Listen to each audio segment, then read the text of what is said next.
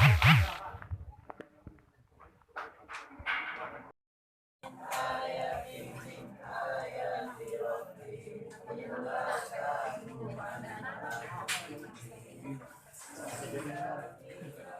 kondisi Wiko ini sudah menurun dan sudah memang drastis dan kritis, maka tepat pukul 20.10 itu dinyatakan meninggal oleh pihak dokter. Ya, meninggalnya penyebabnya apa, Pak? Apa? Penyebabnya oleh dokternya.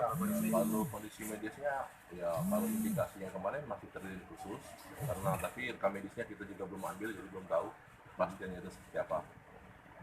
Kalau ada tindak kekerasan Pak oleh tim medis keluarga? Kalau tim medis belum mengeluarkan itu, tapi kalau dari pihak keluarga itu melihat tanda-tanda seperti itu.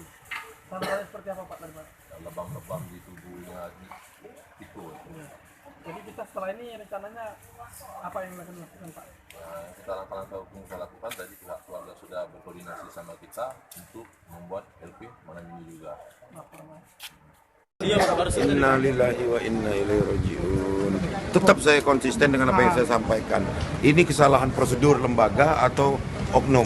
Kalau kesalahan prosedur lembaga tentu ada sanksi bagi sekolah tersebut. Tapi kalau oknum saya serahkan kepada polisi untuk menindaknya. Artinya kalau oknum untuk mendapatkan hukuman yang setimpal.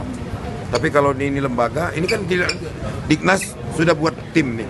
Dia mau lihat ini lembaga atau itu. Jadi kita nggak masuk ke pidananya. Kalau pidana kan urusan polisi.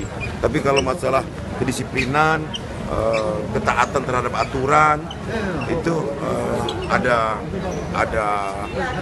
bagian tersendiri ya. Ini saya sebagai gubernur itu akan dengan tegas memberikan sanksi sesuai dengan kesalahan jika dia memang salah secara kelembagaan.